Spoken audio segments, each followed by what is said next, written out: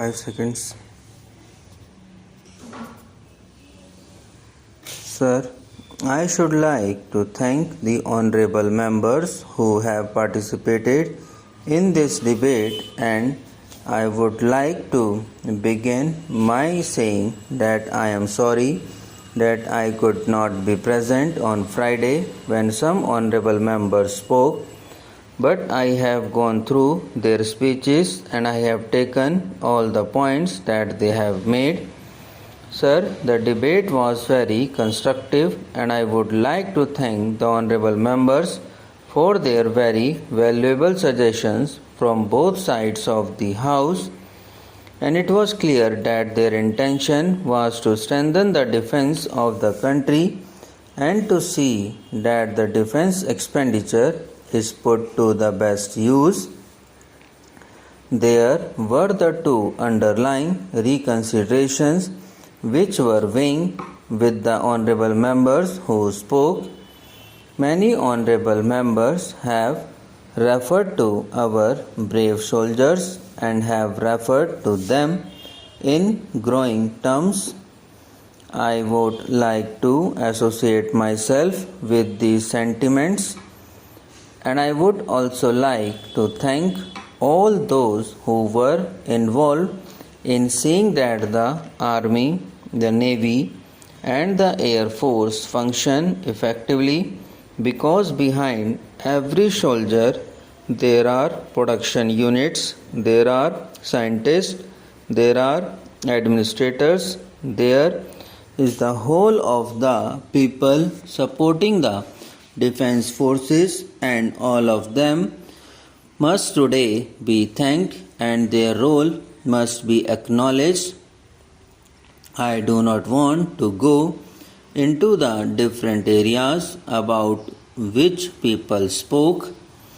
Sir, there were some discoordinate notes, I would call them, not one, but there were some. I can only say that if there is some misunderstanding, some misinformation, some misconception, some failure on the part of the government to put across its point, that we would acknowledge, we would accept it, and we would learn from mistakes. And if there is misinformation on the part of the honorable members, we can hope to rectify it. All of us are aware that there are interested parties in our country and there are interested countries abroad who would like to see the progress of India slowed down, who are not easy at the thought of India rising to its full stature and its full power, and who therefore lose no opportunity of trying to demoralize us as a people, who refer to our army and say that the quality of our soldiers is not good, their performance is not good, and that our scientists and technologists are doing second-rate work. Then allege that there is excess defense expenditure which a poor country cannot afford. These are arguments which we have heard for years and years. Now all of us sitting across that side of the house or this side are equally concerned about it.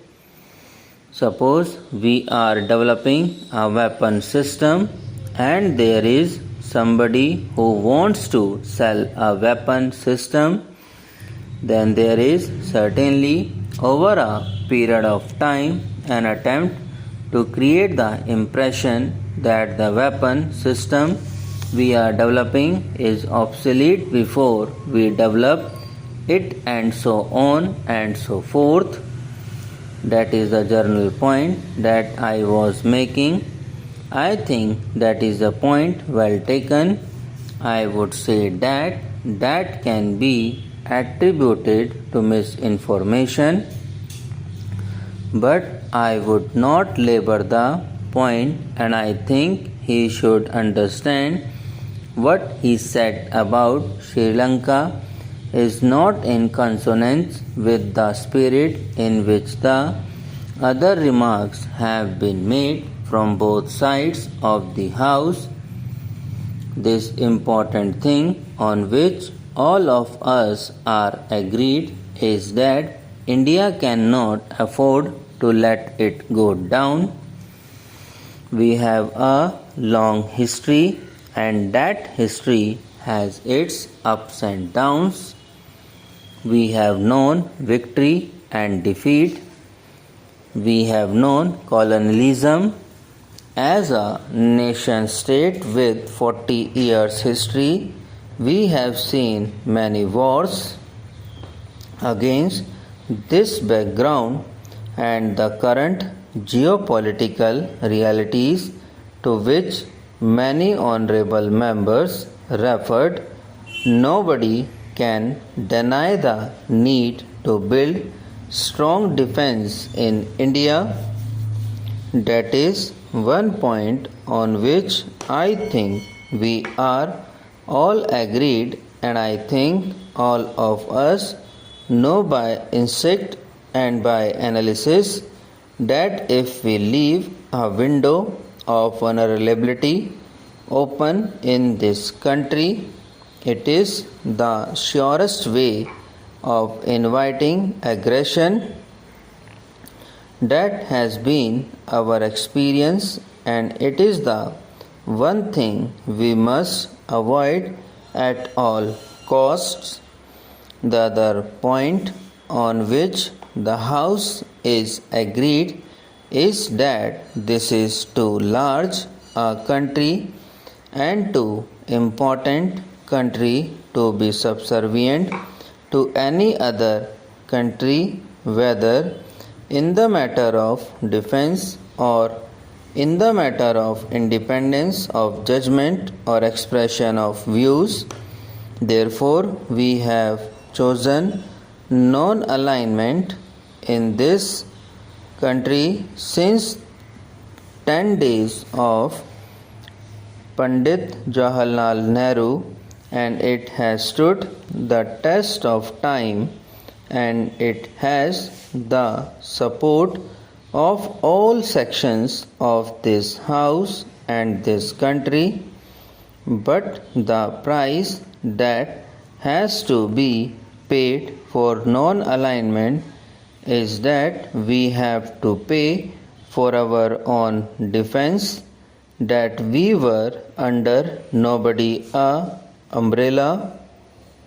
Whenever we view the question of defense expenditure in Parliament, we have to keep these basic facts in mind and decide judiciously.